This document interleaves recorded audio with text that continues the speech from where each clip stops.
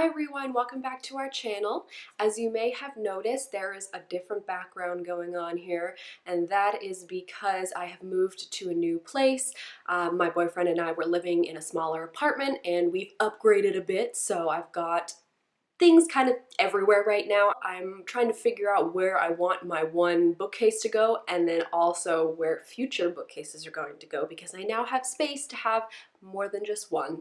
So that's really nice. But we haven't gotten there yet. So in the meantime, here we are. Today I wanted to do a book to movie comparison of The Girl on the Train by Paula Hawkins. I specifically picked this up because people kept asking me about it and I hadn't read it, so I couldn't have an opinion on it. And then I knew that the movie was out there, so I figured I would kind of combine the two and do a little book to movie comparison since it's been a while since I've done one. For those of you who have not read the book, it follows a couple of characters, but mostly focuses on a woman named Rachel, who is a divorcee. She's a struggling alcoholic. Her life is falling apart.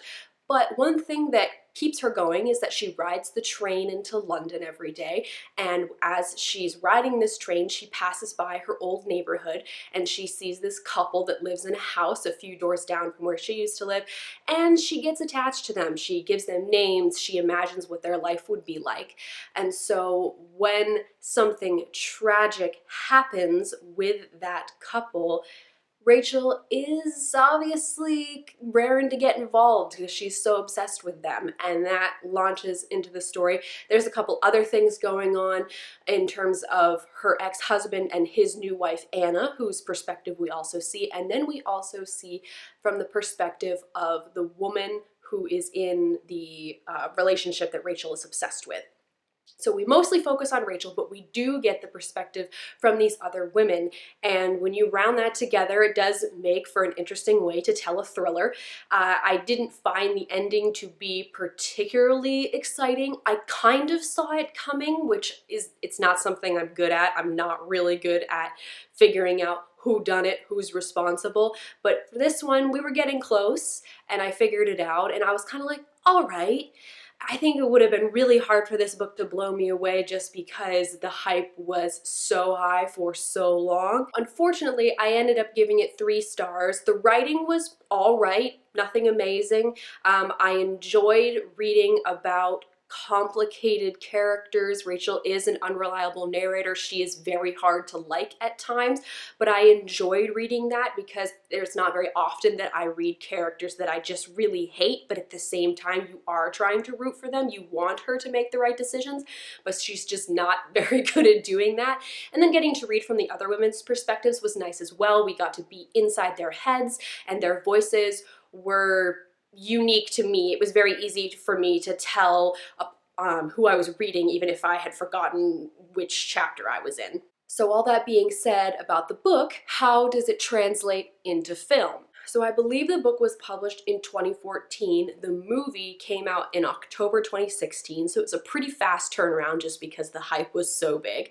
The movie was directed by Tate Taylor, who I believe directed The Help. That's one of the few other movies on his repertoire that I recognized, and it stars Emily Blunt, Haley Bennett, Justin Theroux, Luke Evans, and a few other actors that I'm sure many of you would recognize, a little too many to name here. Now the movie threw me for a bit of a loop.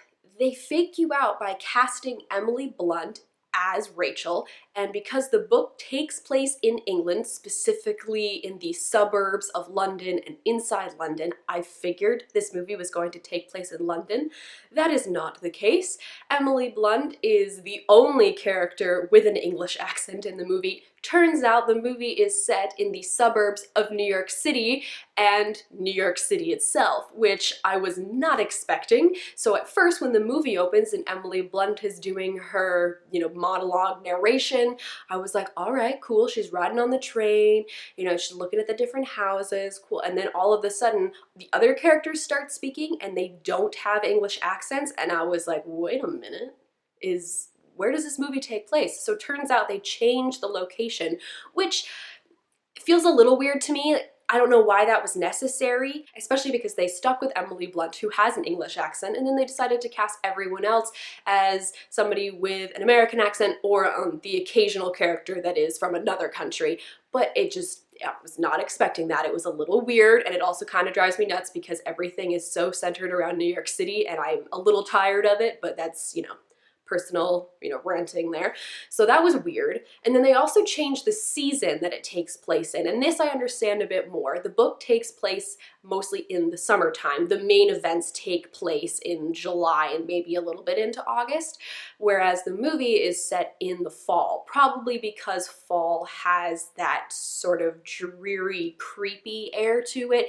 It's getting colder, the wind's picking up, it's whipping the leaves around on the ground, there's more rain, it just has this darker feel to it, and it looked good on screen, so I can understand why they did that. This is going to be getting into a little bit of spoilers, but the underlying themes and issues of the movie were still the same. We still had the correct character go missing. We still had Rachel being an alcoholic who was upset about the fact that she was never able to conceive a child with her ex-husband Tom.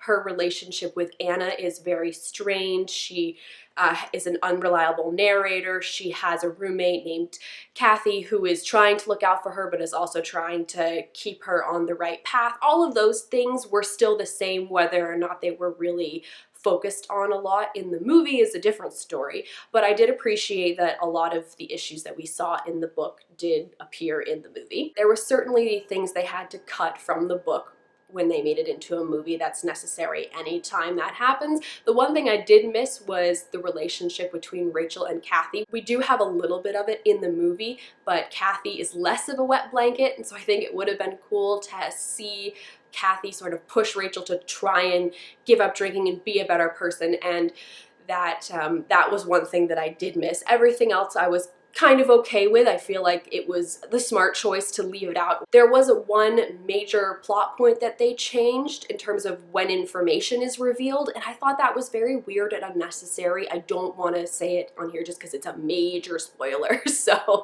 I'm sure for those of you who have seen the movie, you might remember when certain information is revealed before other information is discovered, and you're like, wait a minute, why would you do that? It just doesn't seem like it benefits the story at all, so that was weird. One of the things they decided to do that was not in the book was make Rachel somebody who likes to draw. She's an artist of sorts. It's not her profession or anything, but she still does it even when she's spiraling down into this black hole.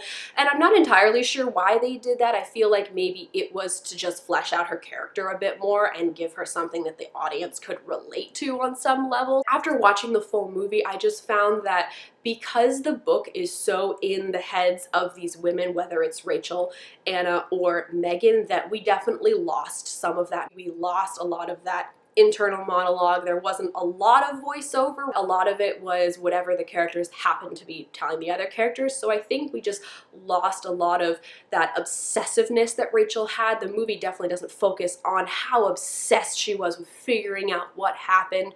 We don't get to see as much of Anna's struggle to be a mother and her relationship with Tom. But I just feel like when you take a book that is just so inside these characters' heads and try to translate it into a movie, it can be really hard to get all of those points and feelings across that those characters had. Although I liked a lot of the actors that were in this movie, I definitely think that the book is better. Not that the book was fabulous by any means, but it executes the story better, and that is often the case when a book is translated into a movie. The movie is usually not as good, and this is certainly one of those times. I rated the book 3 stars, and I gave the movie 2, so it was just... the movie just did not live up to what the book was doing. If you guys have read The Girl on the Train, you can certainly let me know what you thought about it. Try not to be too spoilery, just in case there's someone lurking on this video who hasn't read the book yet and still plans on reading it. And if you've seen the movie, let me know what you thought of how the movie portrayed the book. If there was something they did in the movie that they didn't do in the book, whether it was a plot point or just certain character personalities that you liked, let me know. Otherwise, all of our links are in the doobly-doo, so check those out if you feel so inclined. Thank you guys very much for watching, and I'll see you later.